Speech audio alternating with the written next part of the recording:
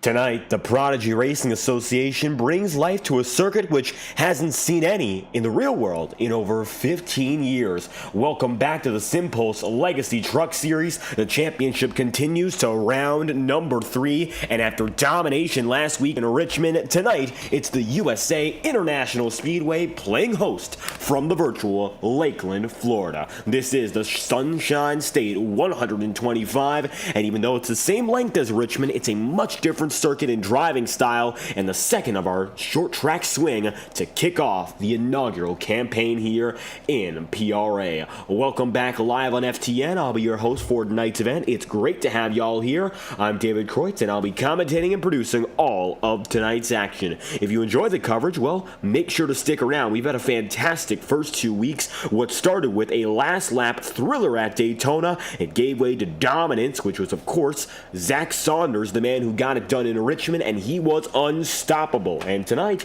maybe an opportunity to see someone else go to the top of the board, but as it stands, Zach Saunders is again on the podium with drivers still taking times. 4 minutes and 30 seconds left on the timing sheet. Jake Raven and Tony Jones still taking the time. Thomas Coonan got it up to second, only 14 one-thousandths behind, but just not enough to get up to the top spot on the board.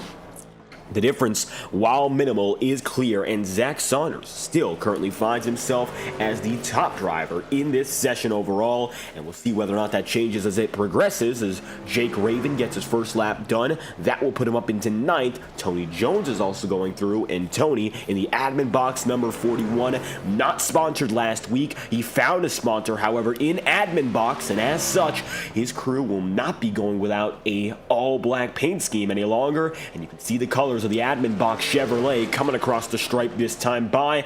Jake Raven jumps up into 6th. Tony Jones goes up into 10th.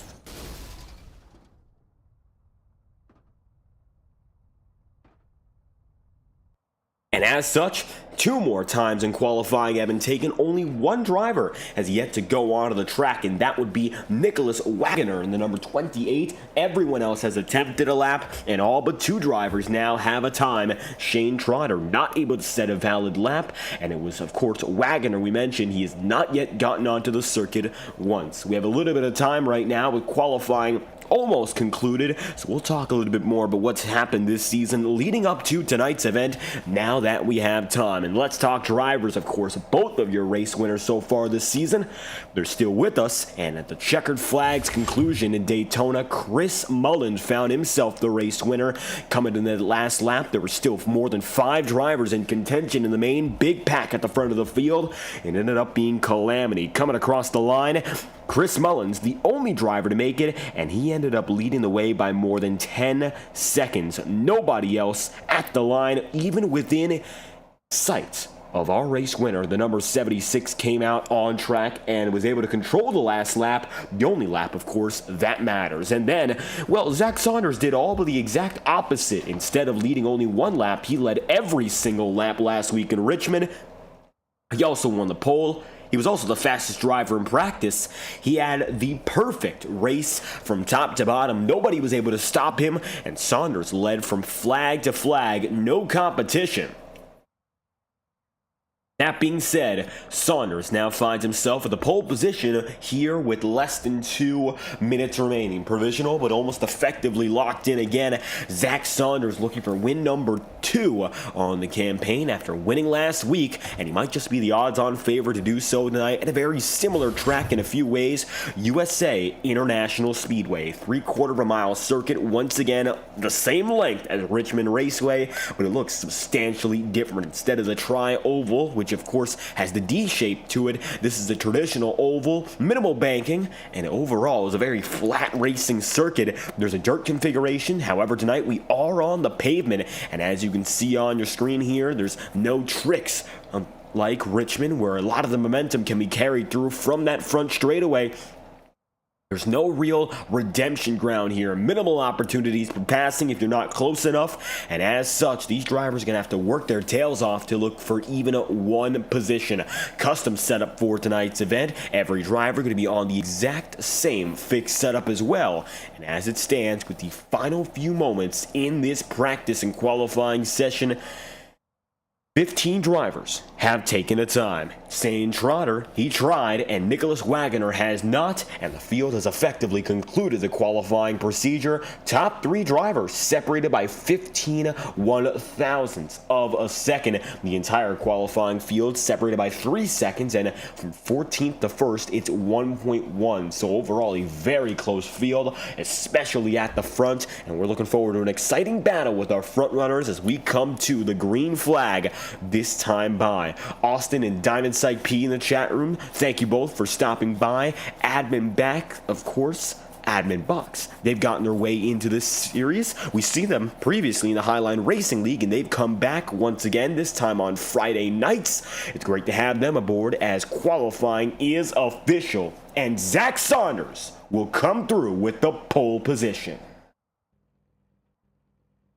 And as such, we've got ourselves a driver at the top of the board, quite familiar as the field sees a bit of a sunset here in the virtual Lakeland, Florida. Now as drivers get onto the circuit, here's Cameron Fields all the way at the tail end in the number 2 tonight, running for the admin box crew. And there is your pole sitter, the number 99 of Zach Saunders. How's about we get to know the field tonight here in USA International Speedway?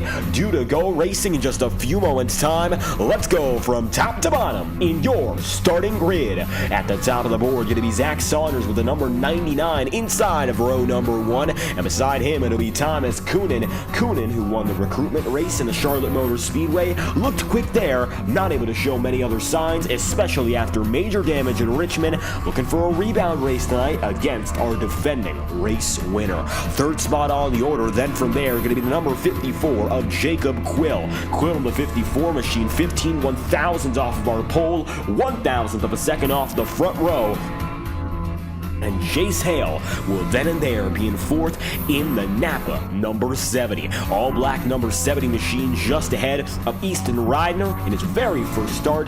And Jake Raven then and there going to be the number 37. 2 rookies on your third row, and both of which starting right beside each other in 5th and 6th spots respectively. Let's go up to 7th and 8th. It's going to be Aaron Fontaine in number 18 and Cameron Albertson then in 8th. And around out in the top 10, you're going to see Chris Mullins, your Daytona winner, and Tony Jones. Now going beyond our top 10, look further back and you are going to see the number 13 of Cody Johnson, and with them going to be Cody Linscott. So the Codys are going to be 11th and 12th on the order, with a 13th spot then going to Nathan Fryer and Joey Kuba then in 14th. Position number 15 then and there will go to Cameron Fields, and it'll be Shane Trotter in the number 38 machine then 16th. The only driver currently not with us in the grid, 17th and last, Nicholas Wagoner will round out the starting grid in the Sunshine State 125. We've taken a look at your starting grid, and now it's about time we take a look at the racing. A little bit more information about tonight's event. As it stands, the ambient temperature coming in at 85 degrees Fahrenheit, track temperature of 88, expected to stay very mild today, with winds westbound at 4 miles an hour. Overall, track conditions shouldn't play much a role. However, we'll see how the drivers choose to react as the race progresses here. And now the field coming in one more time. Zach Saunders, dominant winner. He got it done, of course.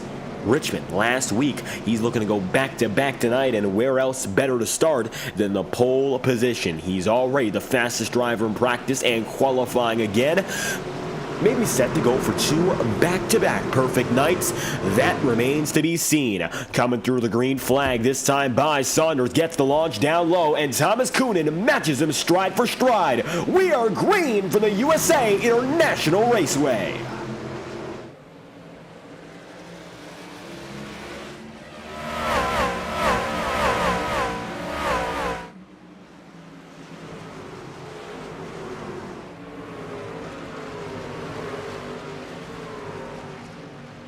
coming off the line, it is going to be now Zach Saunders at the head of the field. Take a look at that. Up high goes Thomas Coonan, and Jacob Quill now going to be able to move into that second spot as a result of the errant decision of the number 68 team. Thomas going to be moved quickly back, and as such, the field will come around yet again with a new driver now in that second position. Zach Saunders, however, has been able to make his way up to the race lead, and he's now hoping to keep it there. You look at Easton Reidner in the fourth spot, Chase Hale in fifth, and Aaron Fontaine as the caution's going to fly way back here. Looks like the reason being Cody Linscott going to be slow, but damage for a driver right alongside him, and that looks to be, as we take a look back, 93 of Joey Kuba caught up with the number 15 of Cameron Albertson. Yellow flag is out, and we are going to take a look back and find out exactly why that's the case.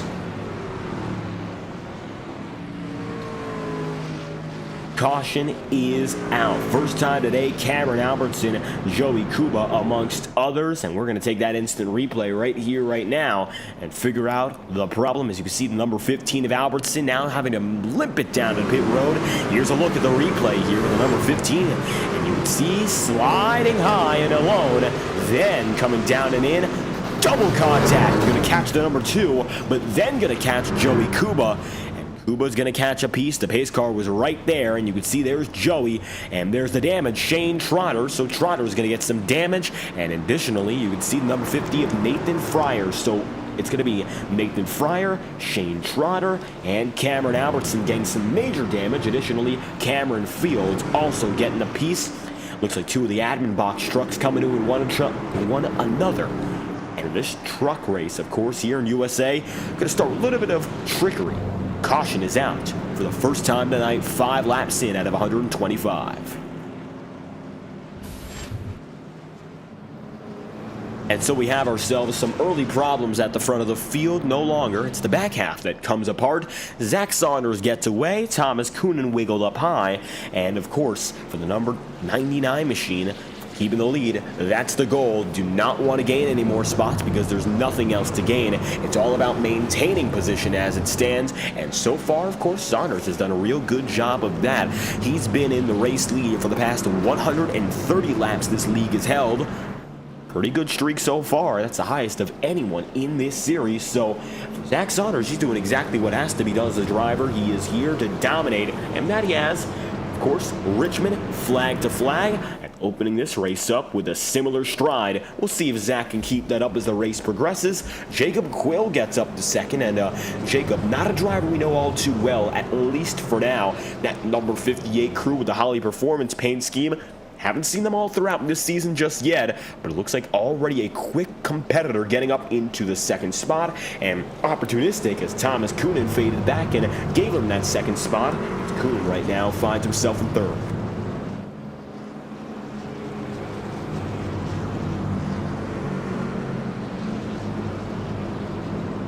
Yellow flag is out.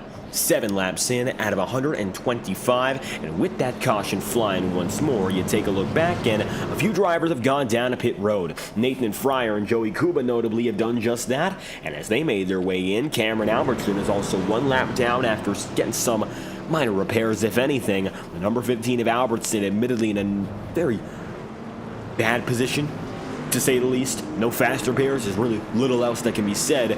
This is something we saw rampant at Richmond at the very end of the race for drivers such as Thomas Coonan. That front end damage is a killer. You can't really expect to gain all too much unless it becomes a night of attrition, which it might become. But for Cameron, it's not good to be in that position so early. You got a lot of this race to go. You do not want to be caught on the downside so quick.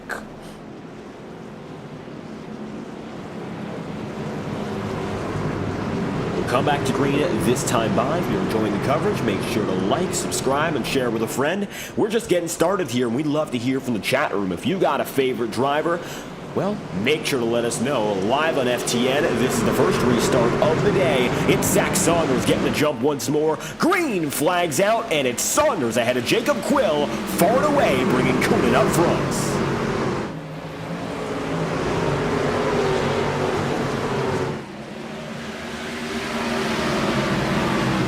big three going to remain in formation as it stands. Everyone else still fighting amongst each other. You see Tony Jones right now down to the inside looking low on Jace Hale, among others. Aaron Fontaine trying to stay up with his pack, but so far Fontaine is struggling a lane and a half high. Doesn't look like he's going to be able to make a pass. Rather, he's the one that loses a position. Look further back and you see Cody Linscott was going at it with Cameron Fields. Cameron, despite that right side damage, the wheel well is visible. He's still doing a real good job trucking it around the corners and not losing all too much pace or position. Although it looks like another driver just lost a bit of both. And further back, that was Cody Johnson and Cody Linscott going at each other. The Codys both not making gains, and as a matter of fact, both going in the wrong direction. See Cameron Albertson here, despite being one lap down, is staying right with the Ada Linscott. However, there's no incentive to go after a position right now. You can see Albertson getting loose off the final corner. And the caution's out again, the reason being Jacob Quill and Cody Linscott. Is there more contact? No, Shane Trotter backs it down, caution's out.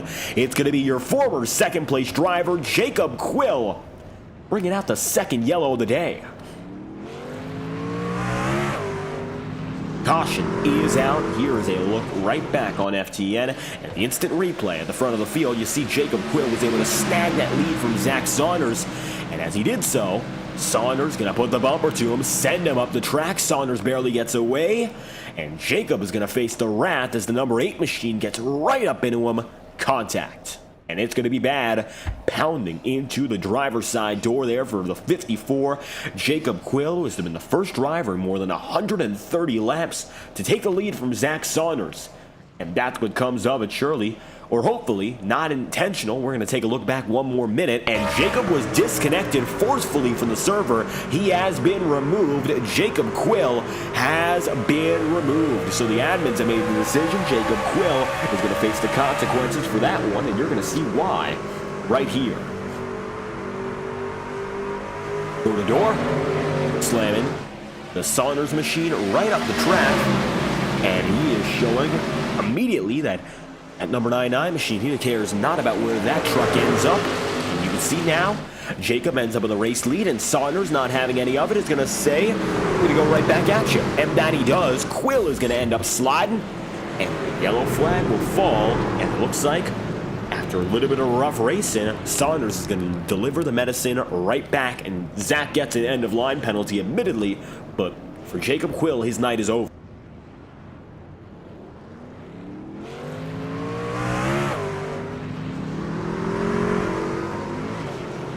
Disgruntled with that one. Jacob Quill surely upset, and he's going to end up out of this race. And you will see a few other damaged cars right there with them trucking around. Jacob Quill, though, the first forceful retiree, not only of the night, but of the season. As Jacob got back on the way here, you can see he was going full pace, trying to catch right up. However, it does not look like number 99 as Saunders was in sight. Still a forceful disconnection, and Jacob Quill out of this race. Thomas Coonan now finds himself the race leader, inheriting the best position on the circuit as a result.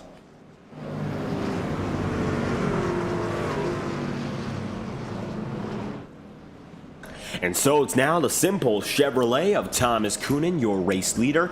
Pace car is going to signal it. It's now a total of 2 laps to green. We'll go green at lap number 18. A little bit of time to settle ourselves back down and in after our second caution of the day. It's Thomas Coonan, Easton Ridner, and Jace Hale. Easton is a rookie, finding himself now in his first career start. Thomas Coonan has made all 3 on the season, and Jace 2 starts. He finds himself now in that number 70, the Napa Auto Parts machine, up in the podium. Tony Jones is 4th, Aaron Fontaine is in 5th, Jake Raven is now going to be 6th spot, and Chris Mullins, your Daytona winner, is there in 7th. Shouts out to the back of the field with Cameron Fields, battling some of that damage on the right side, but still doing a good job of it. In 8th, Cody Johnson in 9th, and Shane Trotter, position number 10. 1 lap to green this time by. We go back next time around with Thomas Coonan for the first time all night long in full control.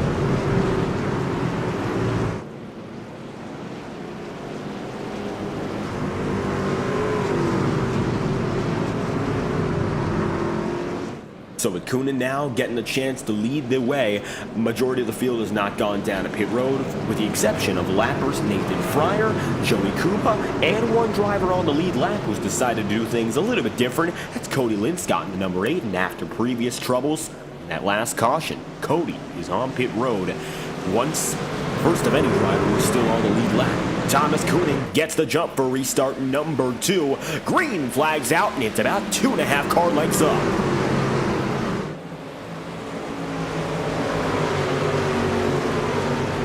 Taking a look now is going to be down to the inside. Tony Jones looking to get inside the podium, but not only that, now looking for second, sliding up a little bit higher as he fights side by side with Jace Hale. Jace giving room and Tony giving back, but both drivers not able to get away from it, and now Tony Jones looking low, finally able to complete that pass for position. That's the move up to second. Bottom side looking dominant, 4 passes here. You can see Zach Saunders trying to make his way around. He finds himself at the tail end of the field, now having to challenge himself to make it up at the very end. For Zach Saunders, now going to find himself mired back in the 9th position. 20 laps in out of 125. Definitely not the worst spot to be in, but for Zach, he's been used to having all that clean air, having all that track position. He has been the top driver and the top dog. Hasn't had to worry about being behind anyone for the majority of any race unless it's lap traffic, and all of a sudden, no longer the race leader. He finds himself now having to clog through the field, which is also having its own battles. Coming through that time by, Jake Raven gets the spot on Aaron Fontaine, and Fontaine gonna fall back. Cameron Fields now getting some pressure, and Cody Linscott with Zach Saunders gonna be pushing through. Now Saunders getting up into 9th even still, gonna go right ahead of the number 2, and Cameron Fields lies back. Saunders goes high, and now your 2 race winners on the season battling each other. Chris Mullins down at the bottom, and Saunders up top. Looks like Saunders has more momentum and should be able to make this pass quite clearly. And now going into 3 and 4, Chris Mullins laying a little bit of door-to-door racing with them, but Saunders still has the edge.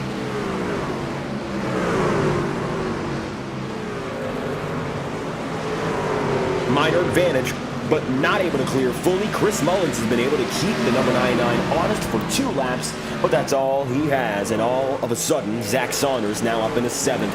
Aaron Fontaine is due to be the next target as a result, and Jake Raven would be the next man up immediately after that. 24 laps in out of 125, and now beginning to settle into our long-form racing on the day. Here you see, down low, Jace Hale can't quite get it, but Tony Jones is going to now move up. And as such, number 70 machine losing the spot, and Easton Reidner also getting inside the podium. How about that for Easton, a rookie, making it up inside the top 3? And not seeing anything out of the number 7 team so far until today, and all of a sudden up inside 3rd and making that pass without any other problems. No forced contact. Just clean racing. Shane Trotter additionally went down to pit road and retired it, calling it a day, much as Jacob Quill was forcibly parked for the night. And now we have 2 retirees on the table. Easton Reidner right now trying to get up to Tony Jones, and it's going to be Aaron Fontaine with Zach Saunders. A quick move down to the inside for Zach is all he needs, and it's a 2-turn pass. No other hesitation and no other complications. Saunders now 1 position shy of the top 5. How about that for Zach Saunders, making his way up from what was about 12th spot all the way now up to 6th. And up next would be Jake Raven and Jace Hale coming up to the back half of the top 5 rather quickly. That time by Zach Saunders ran a 21.971. So it looks like for Zach Saunders, he has been able to make his way through, and we've done so with quicker lap times than anyone else, running about 1.5 if not 0.2 quicker than any other driver. Saunders is evidently the quickest driver, and he's got the speed to go longer distances. He's had to make it through the back half of the field, and now the front half is up next. Another battle that's beginning to brew is Jake Raven and Jace Hale. And before Saunders gets up to either of them, it's going to be Jake Raven now putting down that pressure and making it harder for Jace Hale to hang on to the position, which could make it easier for Zach Saunders However, I don't quite think that's the intention right now. Of course, Raven looking for his own positions as Chase Hale hangs on. Easton Ridner just a few tenths of a second ahead, and it's a bundle from third down to sixth. And 4 trucks right now looking to go at it for those respective positions. 30 laps in out of 125.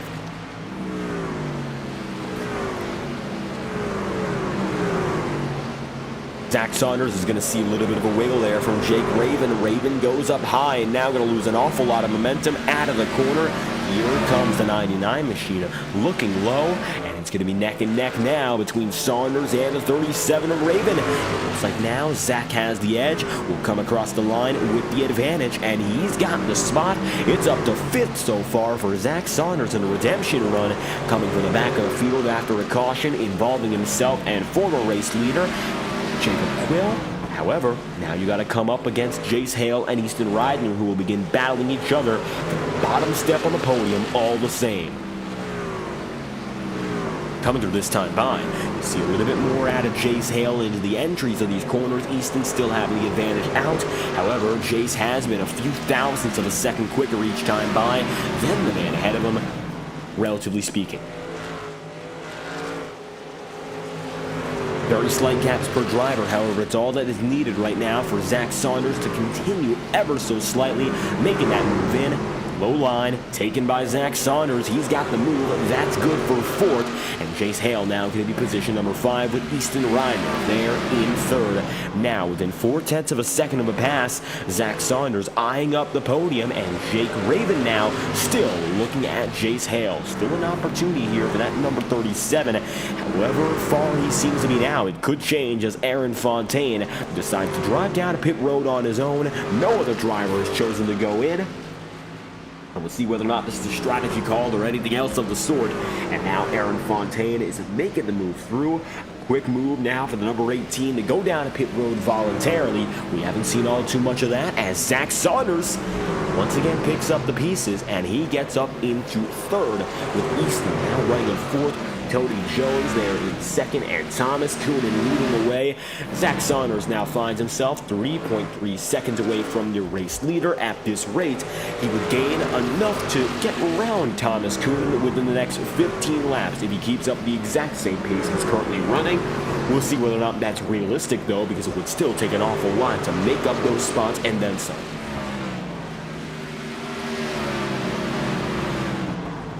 37 laps in out of 125. Zach Saunders now finds himself inside the podium. Another battle beginning to brew. Chris Mullins and Cody Johnson take a ride on board now with the number 76.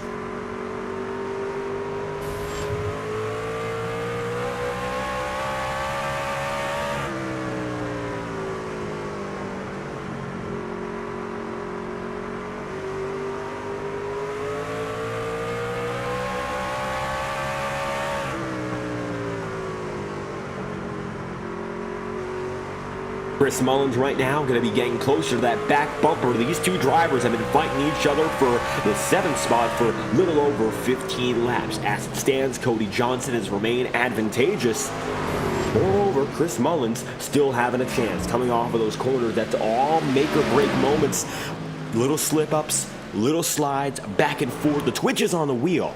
A big opportunity, of course, to gain or lose. Take a ride on board with Cody Johnson here, and you're going to see the number 13 machine of Johnson inside the cockpit, swaying up and down the track, and this time in particular coming way back up, trying to get that run off the corner as the advantage looks to be. He got it that time by, gaining about 1/100th of a second from entry to exit, trying to make sure those movements outside of the truck are as minimal as possible. As such, Cody Johnson now beginning to pull away once again. Chris Mullins still eyeing, but can't quite get there to make any pass or even have any competition. Jace Hale right now in that number 70 machine. Got Easton Ridner still ahead of him, and it looks like Jace has not quite been able to make the gains to fight for the position, but stay within the conversation. And push comes to shove. Definitely a great opportunity right now for Jace to come through and maybe, just maybe, make a pass. Easton Ridner right now still going to be in 4th after Zach Saunders took away the final spot on the podium, and that final step has become his, and he has not relinquished it. Coming up to a lapper in the form of the number 15. That's Cameron Albertson. Cameron right now gonna move high, get up in the wall, and that brush up, as brief as it was, little trouble. And as such, the number 99 of Zach Saunders pulls through another pass as quick as it comes, this time not for position.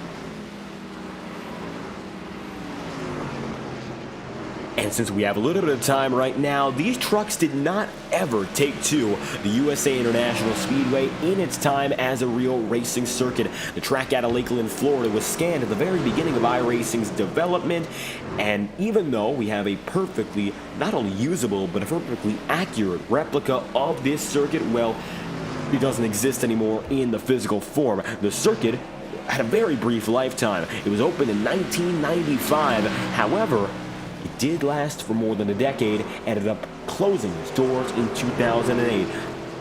It originally opened not as a speedway, but instead as a music festival.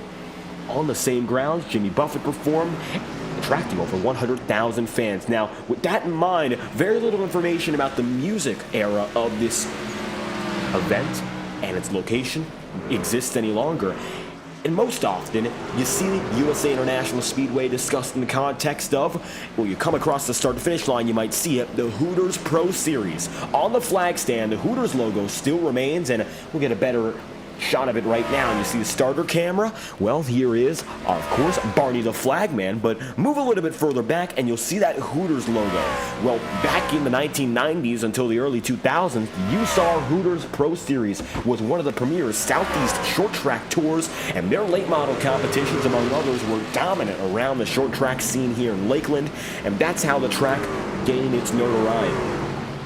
And while it did not ever see National Series competition, tests were made including the ARCA Racing Series machinery, the REMAX Series, the NASCAR Cup Series, and the CRA Super Series, a competition made of super late model cars.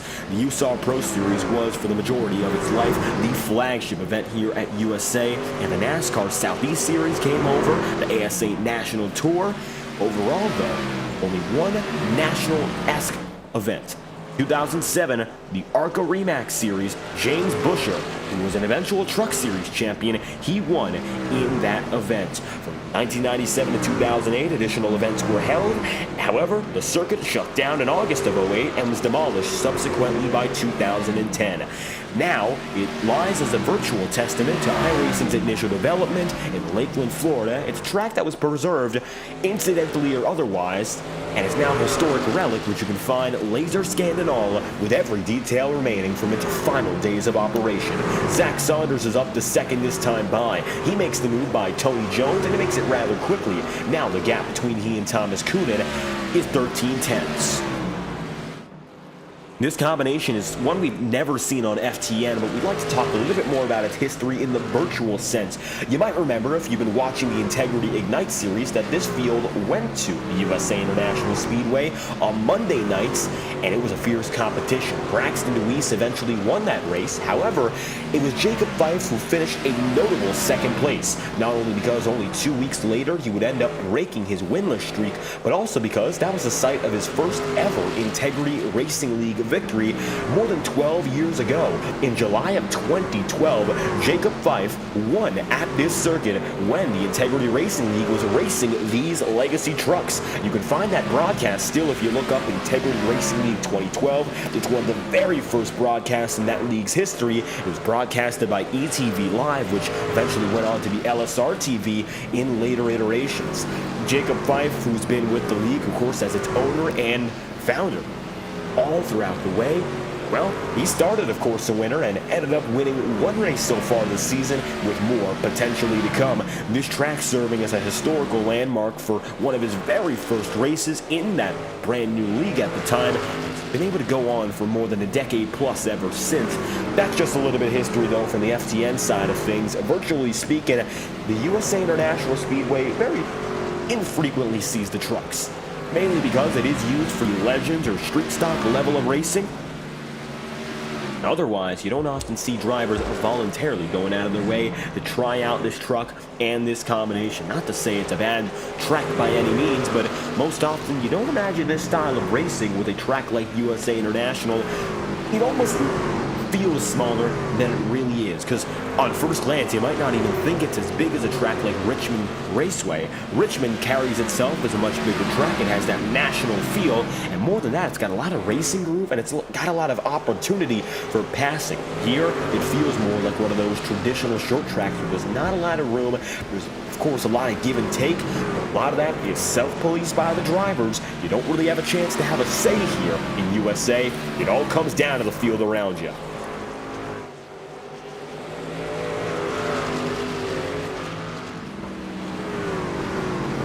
You know, we mentioned the drivers having a say, the field having more so control of how the atmosphere of this race plays out.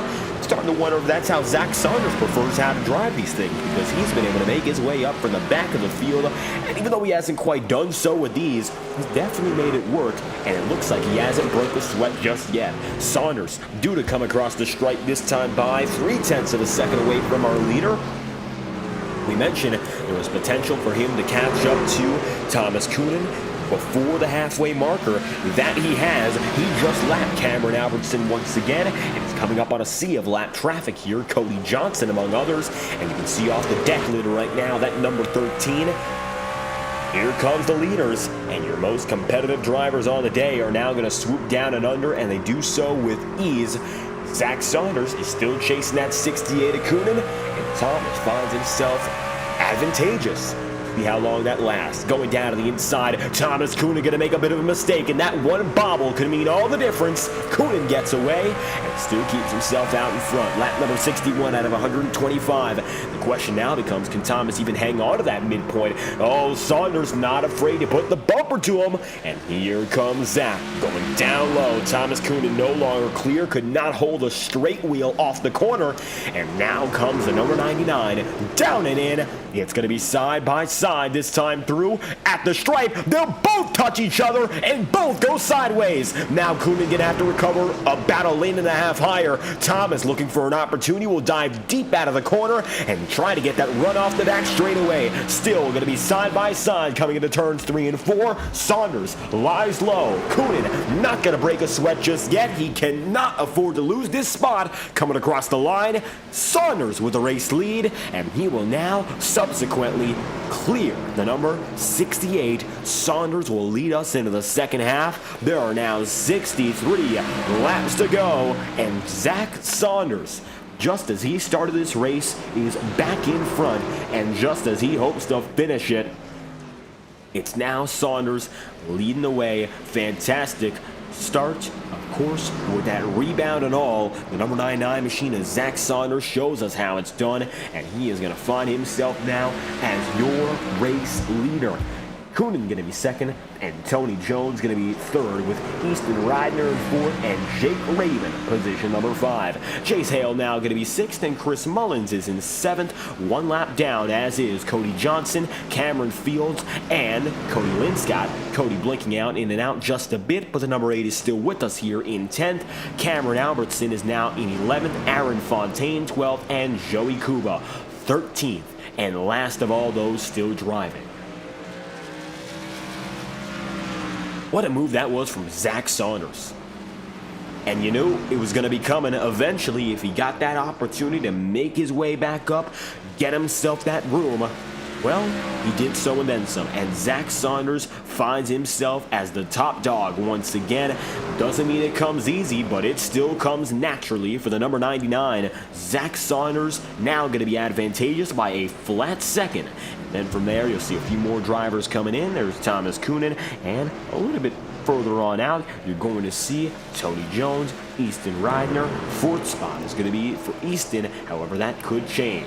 As it stands, Jake Raven and Jace Hale coming aboard. Rena Bloomer in the chat room, thank you for stopping by, showing some support for Jake Raven. And Jake right now inside the top 5 and maybe looking for a little bit more here, putting the bumper down to Easton, and the rookie now facing a little bit more pressure. He's held himself up well, but now the question becomes, can you force a rookie mistake? There's an opportunity, of course, at hand. It hasn't come yet. Jake's gotten close, but it looks like so far Easton's been able to compose himself lap after lap as if it's nothing. And that's the most impressive part right now. If you're a driver being pressured by the veterans of not only this series, but more so this league, and not letting up. So far, it looks like he's done just that. Jake Raven going to go high and now face a little bit more pressure himself from Jace Hale. Jace looking low, trying to take that spot away, and it looks like so long as he keeps himself nice and clean down to the bottom side, it should be an easy position to gain, and that it will be coming across the line for Jace Hale. He moves up into 5th, and 6th goes Jake Raven.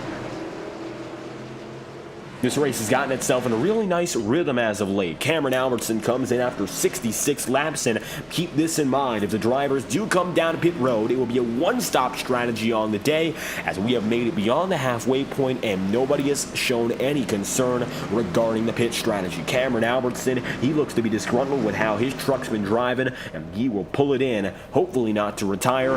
He's going to be getting some service as we speak, and he's going to have to keep working on that front end, which is perpetually damaged, and it's going to be something you really can't immediately get rid of. It's something you cannot entirely get rid of, but all the same for Cameron Albertson, 5 laps down, still losing time. 54 laps to go. Coming up right now, the number 8 of Cody Linscott, it's Zach Saunders.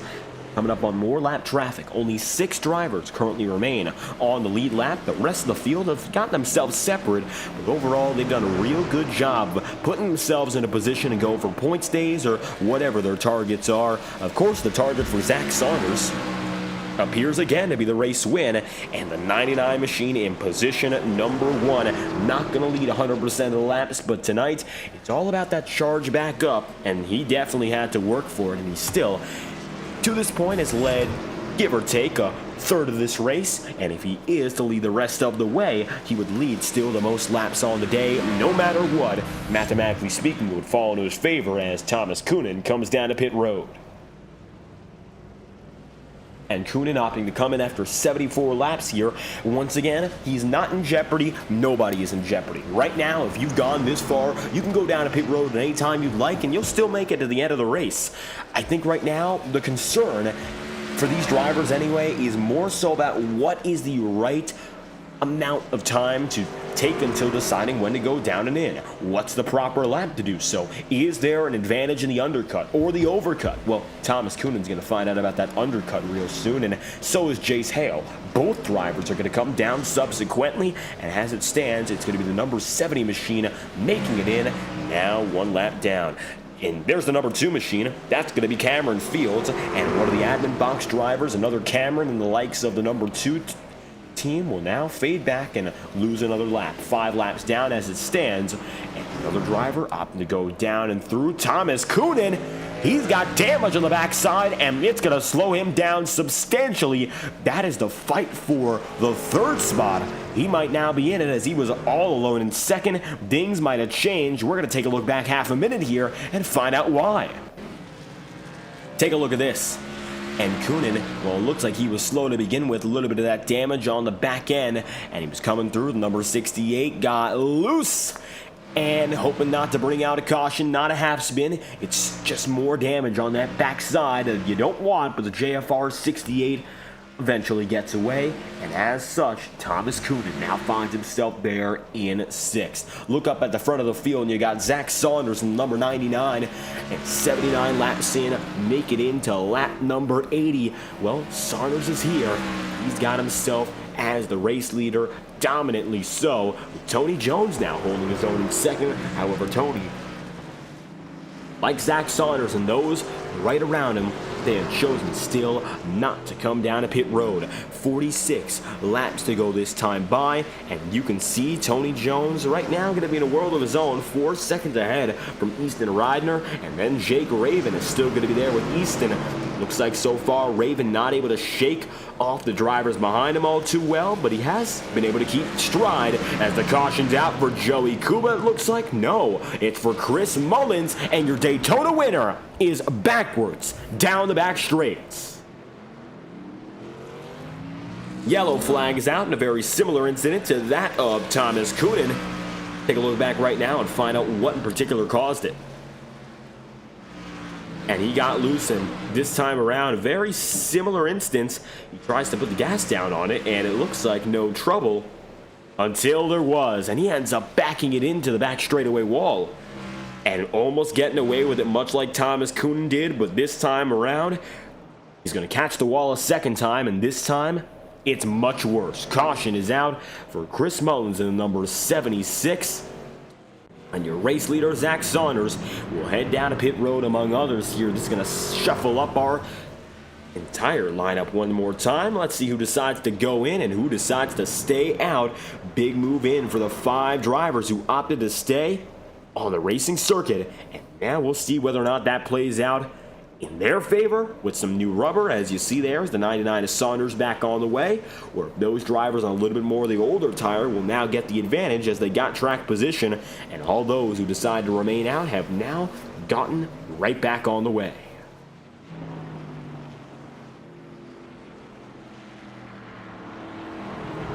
Zach Saunders scored as your race leader as it stands. Come across the line, and it looks like at the stripe that he will remain. Zach Saunders overall going to be at the top of the board. And then Tony Jones going to be second, Easton Ridner going to be third, and Cody Johnson now coming down in from fourth, which will give Jake Raven the aforementioned position.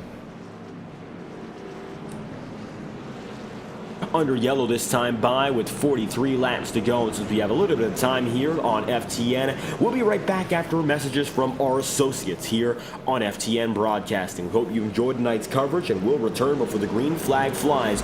You won't miss a thing as we go FTN nonstop under caution with 43 laps remaining. Racing isn't easy, but experiencing it is. iRacing puts you in the driver's seat with the industry's leading sim racing game. Drive on laser scan replicas of the greatest racing circuits from around the world. Go head to head against other drivers chosen by skill-based matchmaking to ensure competitive racing at every level. Compete across all your favorite series. In officially licensed cars engineered to deliver the most accurate driving experience possible.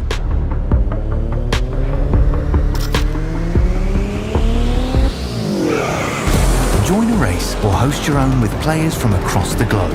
Race against the computer or in a league with friends. Feel the thrill behind the wheel. Visit iRacing.com.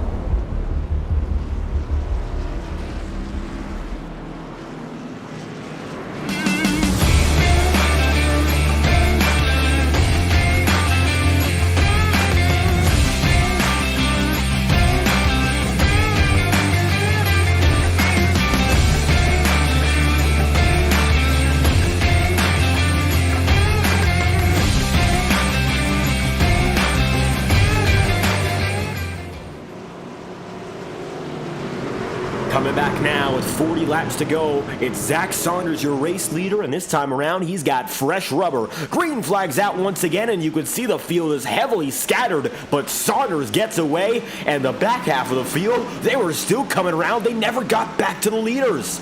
So the field is now separated vastly, and Saunders gets the jump.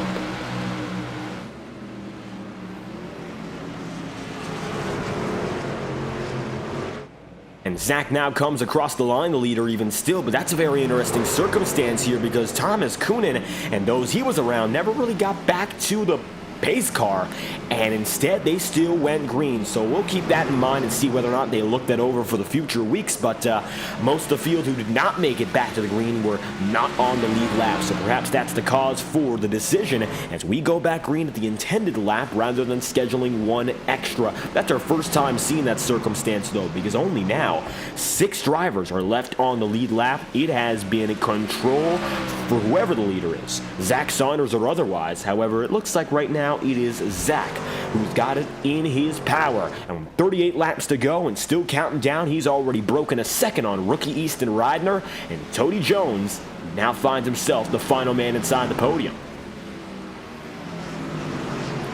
You take a look, you see Cody Johnson right now in 5th and Jake Raven just a spot ahead. 89 laps in, Cody Johnson now finding himself inside the top 5. Jake Raven also making the move in as well, and strategy right now being the most important factor. Coonan a little bit loose off the line, and he's keeping the lapper of Jace Hale right at bay. Hale went down to pit road about 13 laps ago and spent a minute there. That's where he lost both of his laps, and as such, he finds himself now off the lead lap and almost effectively out of race-winning contention.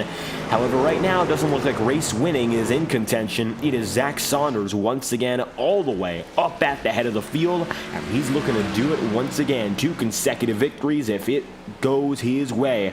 He led every lap at Richmond. He did not lead every lap today, but he has been the quickest driver by and large from the pole position. And now he finds himself a second and a half out.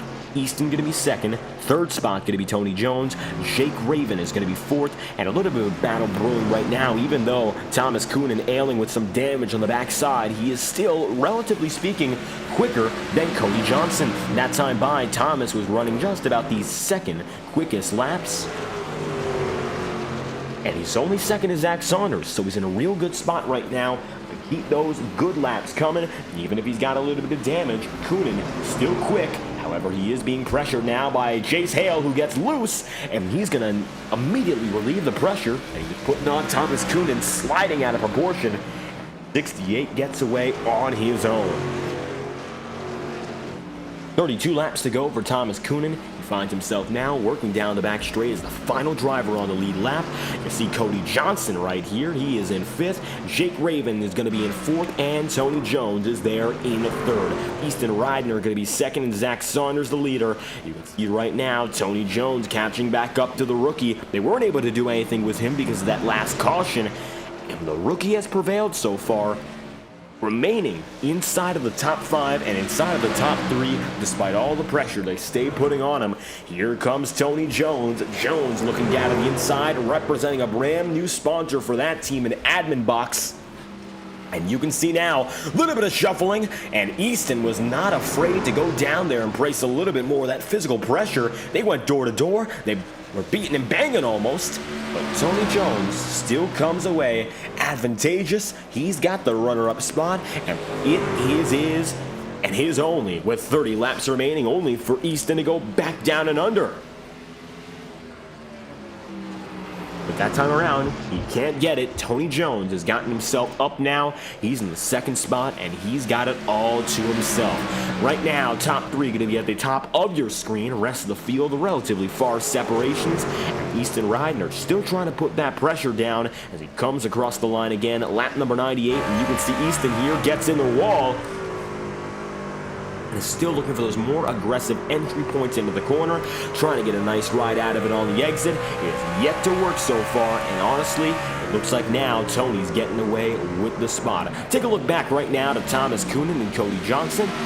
Thomas got by Cody. That was for 5th, and it looks like despite some of that damage, Thomas Coonan has made his way up inside the top 5, and he is not going to be looking back, as of course he would like to stay inside the top 5 for another good points night, seeing who may be his championship rival in Zach Saunders. Once again up there looking for the win. And Coonan coming up to a track next week, which could be in his wheelhouse. He won at the recruitment race in Charlotte, and now it's going to be back on the schedule. Next week, Friday night at 9:30 p.m. Eastern, we're going to have the PRA trucks returning to America's home for racing. That's the Charlotte Motor Speedway. If you enjoyed tonight's coverage, subscribe and hit that notification bell icon, and you'll find out exactly when these drivers take the green flag next Friday night from the Charlotte Motor Speedway. That's race number 4 on the schedule, and we're heading back to the track, of course, where we introduced the PRA Legacy Truck Series. Thomas Coonan right now knowing, and if he can't win today, the best he can do is salvage a top 5 and move on to the next track.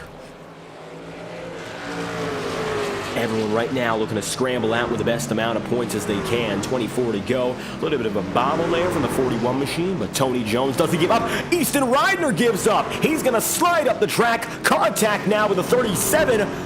We stay green, and Easton's front end magically comes back. Easton spins, hits another driver, and keeps racing. We are still green. And there will not be a caution. Can you believe it? Ridner's race is effectively not in the can, but he's going to lose the podium.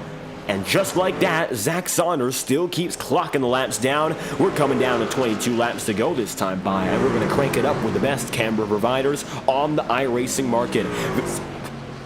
TrackCams22.com after tonight's broadcast, and we'll return after we crank it up with 22 laps to go.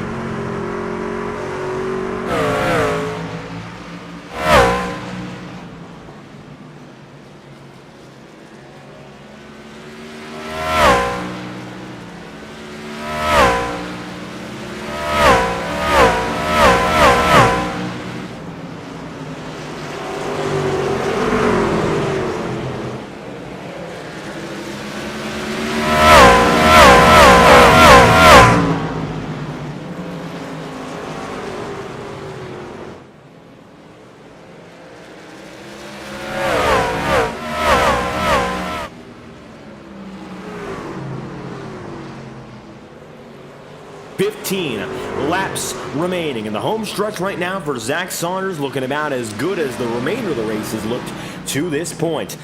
He finds himself now up ahead by 7 seconds. He's gained that advantage in the last 30 laps, and it looks like he is all good to smooth sail his way back to victory lane, so long as he, of course, doesn't make any mistakes. And, of course, those mistakes could be made with a little bit of help from the lap traffic he's been passing by consistently. Tony Jones right now finds himself in his own world in second. Jake Raven up inside the podium, and what looked to be a top 5 day has now been solidified inside the podium.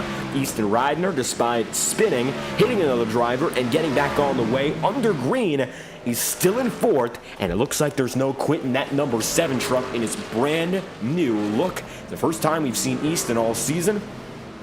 Still running inside fourth, despite all the damage he has faced.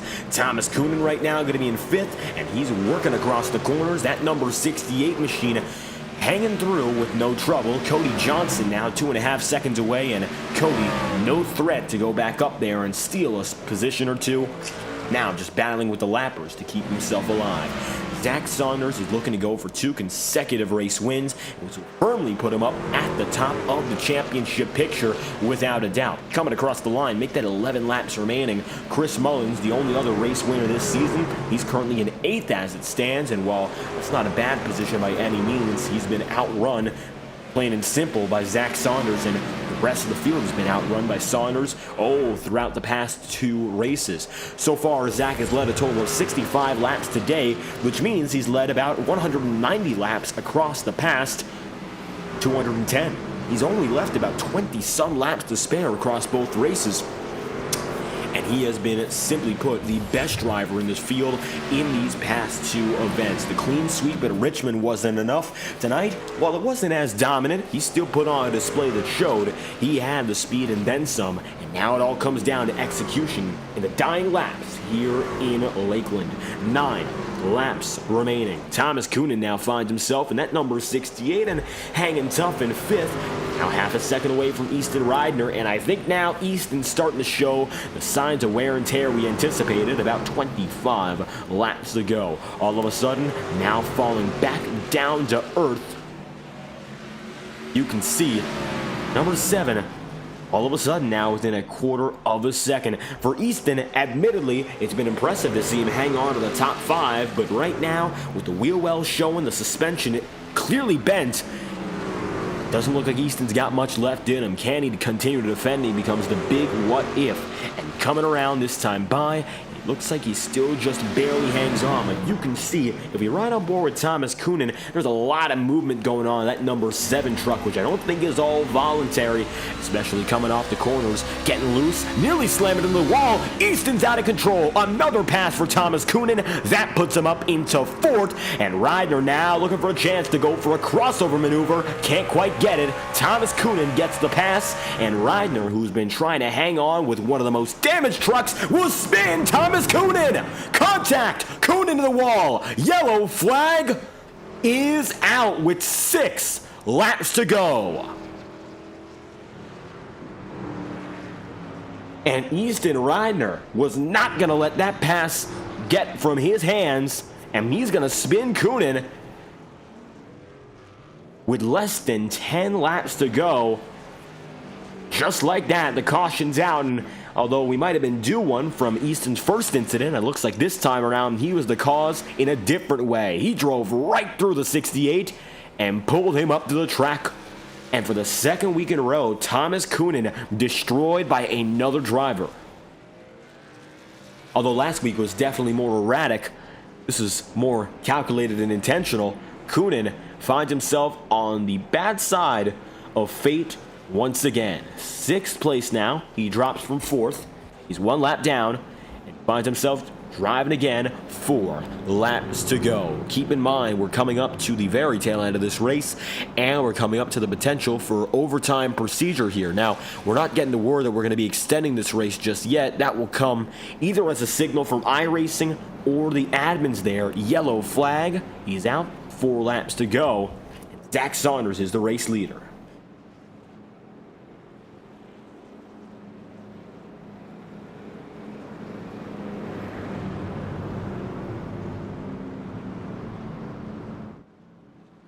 So now, we're coming across this time by what will be 3 laps to go. It's potential this is a natural green-white checkered.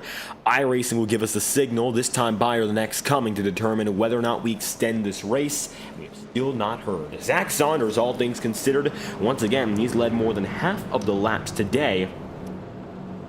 Led more than 60, and currently finds himself at a total of 73. If he were to win under non-green-white checker procedures, he'd come out to 75. The estimate's saying now it will be about 76 or 77 before the checkered flag falls.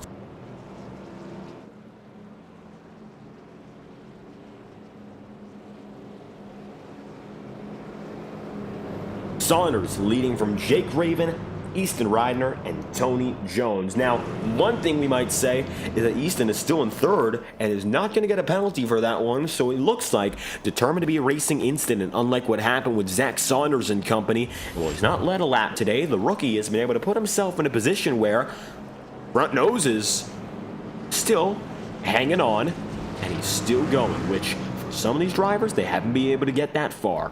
We have gotten word this will be a green-white checker. Our second of the season. We did not have any green-white checker procedure. Of course, last week we did at Daytona, which gave way to the absolute madness, which had Chris Mullins the only driver to cross the checkered flag for almost 15 seconds by the time the race actually ended. However, here at USA International, I can't imagine we'll see such calamity.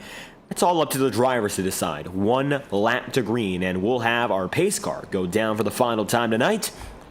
And that's, of course, If we do not initiate the second green-white checkered attempt, we have 3, so this race could stretch a little bit longer. However, 2 laps are on the table under green. If we get to the white flag at any point, the race will end on the next lap. Checkers or wreckers, we will not extend the race any further. So the goal for Zach Saunders, make it to the white flag and make it to the white flag alone.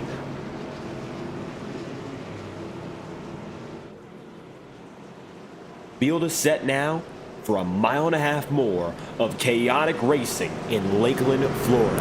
iRacing official pace car will drop down into this time by. It's going to be now Zach Saunders finding himself up in front, and he gets a massive jump on the field. Green flags out with 2 laps to go. They're 3 wide for second, and Saunders now finds himself the clear race leader as they're beating and banging immediately after.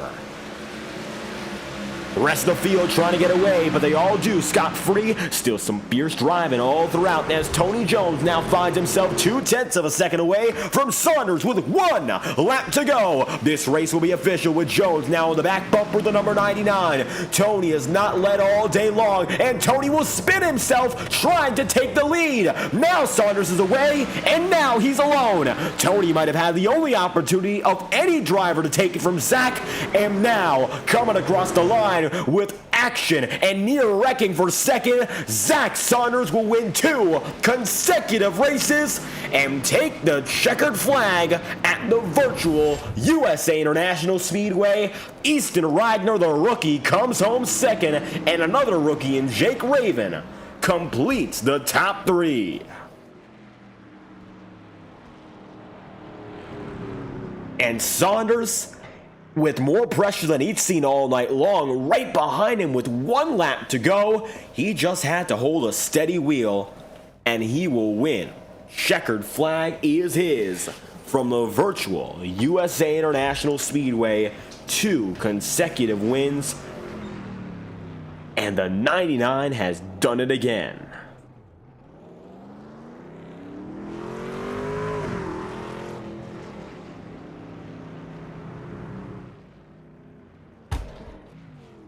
As Zach is due to come to the line this time by, Tony Jones will be the final driver on the lead lap. He will finish in 5th, so he does not lose anything further.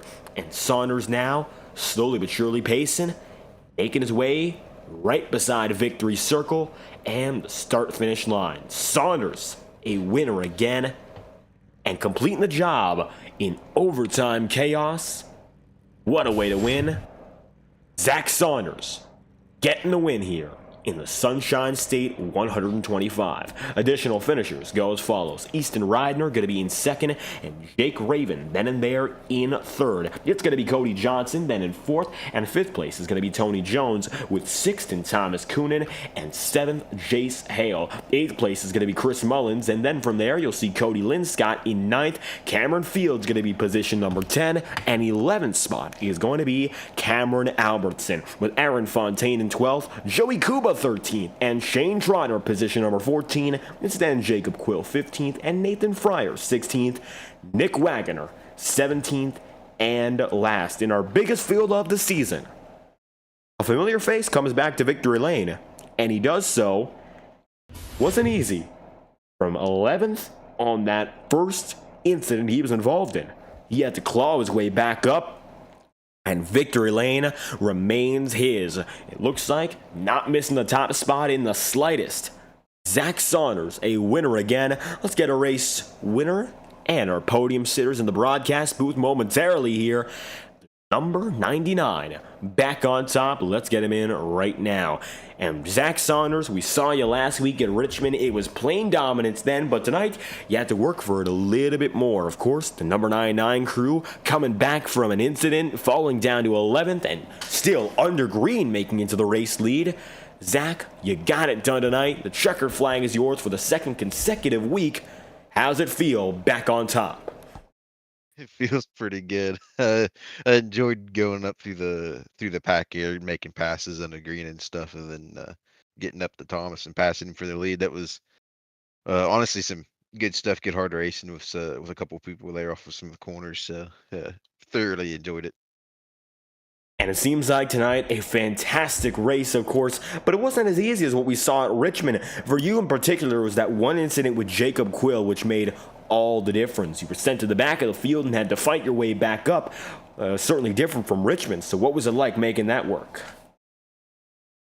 Yeah, I got some new pedals, and I've been trying to work into the brake pedal to where I like it, and just he broke a little harder than I did, and got into the backing just slightly, but yeah, like you said, dropped to the back, and just didn't want to overdo it going up through the pack, hurting the right front or hurting the right rear. So kind of just went patient with it, getting on the throttle and getting around people. So it kind of went how I thought it would go coming up through the pack. And looks like patience, everything you needed there to have just enough in terms of tire and a bumper to make your way to the race lead. Green-white checker today. You didn't need a green-white checkered, of course, in that last race at Richmond, but tonight you had some pressure there on the last lap. Were you worried in the slightest or not? Oh yeah, dude. I thought second back pitted, and I was like, oh man, I'm screwed over here because fresh tires are huge. I mean, you saw Tony how much he gained just in two corners, and I knew if he got to if he would have gone to the outside and drove it in on the outside, he probably would have passed me because I just had to wait on the front end to bite on the center of the corner to get back on the throttle to come up off the corner, but luckily he got into the rear bumper, and I held on to it, and he went for a spin. And it looks like holding on is all you need to get back to victory lane for another week. Zach, you're on a hot streak with 2 consecutive wins here. Charlotte's up next, and it's not short track like these last 2, but you think it'll play to your strengths? I don't know. It really just depends on how the truck's set up. I went back to uh brake bias what I ran last week at Richmond. Ran it really high to help the rear and stay in check. So we'll see. We'll do a little bit of testing next week and see how it goes. And we'd hope to see another fantastic performance. It looks like 2 in a row for this 99 crew. Zach, if you have any final shout-outs you'd like to make, well, we'd love to hear it. The floor is yours. Thanks to Thomas for putting all this stuff on, and PRA. Just like that, Zach Saunders, victory lane for 2 consecutive weeks. We thank you for your time. Yep. And with Zach Saunders on the way, well, we got to find out who are our next drivers to speak to, and we know them. Now time to speak with them. It's going to be your second place driver coming up next, Easton Reidner. Just got to make sure we have the right driver.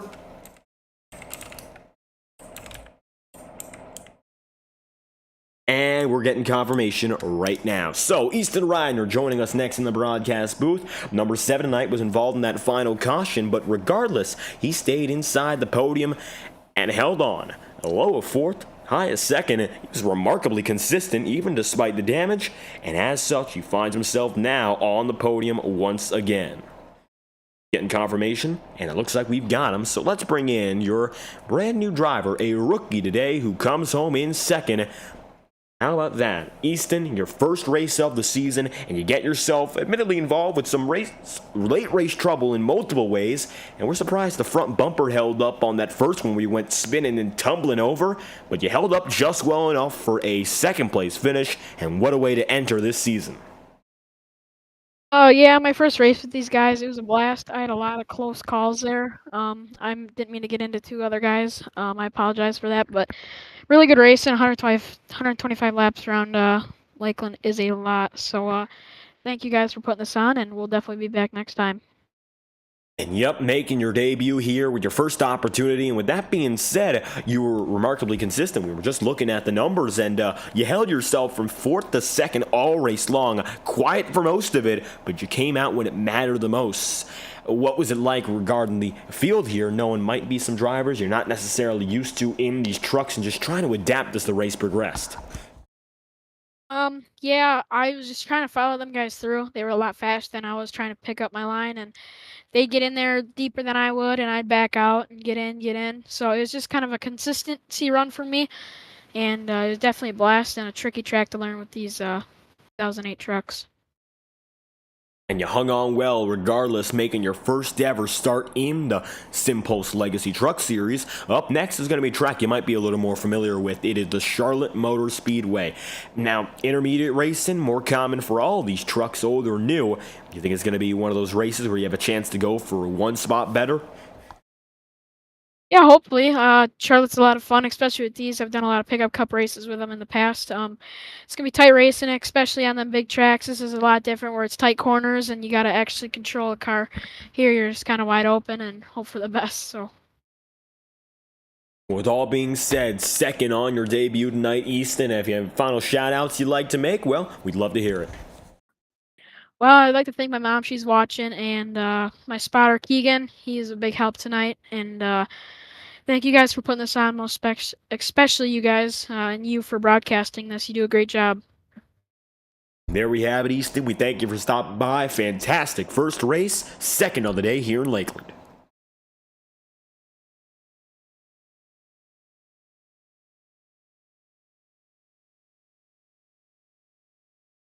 And with Easton Ridner on the way, one more driver to speak to, the number 37, coming home in third. Let's bring in your final driver on the podium. And first off, let's make sure we have him. Looks like we do, and it's going to be the number 37 of Jake Raven. Just like that, the number 37 team getting the podium amongst all the chaos in the green-white checkered, holding a pretty wheel, making it inside the top three. Jake, how's it feel? I barely made it inside the top three. I'm pretty lucky that Tony wound up getting into the back of Zach, spinning his truck around. But it was a good race. I was just taking it easy, not trying to push the tires. Just one pit stop. That's all I was aiming for, and it seemed to work out in the end. And everything working out just fine when all is said and done. Now, for this 37 team starting in 6th, so make it a little bit of a climb up overall. Strategy somewhat simple. You stay with the leaders in that respect. What was it like out there for all those long green flag runs which dominated this race, and we saw you fighting amongst the mid-pack? It did. I'm glad. Yeah, I had some close battles, and it kept it interesting, kept it fun and engaging. I couldn't imagine being out in the lead. I'd fall asleep out there if I had no one to race against. So at least having people around me of a similar skill and car style driving, we were all able to stay together and keep it spicy too for the stream. And everything was just exciting enough to carry us through to the very end there. And that green-white checkered, we saw, of course, a fight for the race lead, which ended up with one driver spinning and the other, well, Zach Saunders winning once again. We've seen that one a time or two already. With that being said there, with your perspective of that green-white checkered restart, were you worried at all about getting involved in some of that near wreck action? I wasn't worried, so I didn't even know the wreck was happening until I started turning the corner. I'm just glad Tony was able to keep it down on the apron. But I was more worried because I saw Tony get fresh tires and the rest of us didn't. So I knew he was going to be pushing it really hard off the start. And I didn't know when Zach was going to launch. And I got a slow start off that restart, and Tony was able to get to my outside. And then Easton was on my inside. I was in the middle. So that's what made me real nervous. But lucky I was able to pull through okay and got the podium. And another podium here, the number 37 team beginning to stack them up. And the top three, a real good run heading into Charlotte up next, which is a track more conventional than anything else that we've seen thus far. You think it's going to be another one where you might have a chance for a top three? I sure hope so. I'm glad to be on a larger track. This smaller, tight track was a different experience. Haven't really raced something like this before. So it'll be nice getting back to kind of the regular routine of the bigger, faster tracks. Back to what's more traditional. Jake, third place on the day. If you have any final shout-outs you'd like to make, the floor is yours. Just shout out to the PRA guys. The admins keeping things good for everybody, making sure things run smooth. Can't ask for anything more than that, and let's hope it just keeps moving that way in the future. Absolutely. Jake, third place on the day, getting it done, bottom step of the podium, and back again with a consistent result here in Lakeland. We thank you for your time. Thank you. And with Jake on the way, we've spoken to all of our top three drivers. Once again, Jake Raven coming home in third tonight. Then going to be Easton Ridner in second, the rookie making his debut. And Zach Saunders does it once again, collecting the checkered flag here from the USA International Speedway. What a way to get it done. Race victory is his, and the 99 is back again on top. Now, with that being said, up next on the schedule, it's going to be the Charlotte Motor Speedway, and we've spoken about it a time or two so far, and we hope we see you there. It's the World Center Racing we visited at Daytona, now down to America's home for racing. Two prestigious circuits, and they're both on the same schedule among many others. The Prodigy Racing Association is bringing to you the SimPulse Legacy Truck Series, and we are just getting started. So we hope you enjoy tonight's exclusive coverage from the virtual USA International Speedway. It's the PRA SimPulse Legacy Truck Series here in the Sunshine State 125. I've been your host for tonight's event, David Kreutz, commentator and producer, and if you enjoyed, make sure to leave a like on the stream and subscribe to the channel. Your support is always greatly appreciated. And if you want to join the Prodigy Racing Association or any other leagues, you got to make sure you scan the QR code on your screen or click the link in the description, discord.gg/PRA. We'd love to have you on the track in this league or any other of the FTN broadcasted leagues on this channel. Thank you all for watching tonight's event, and we hope you have a fantastic night.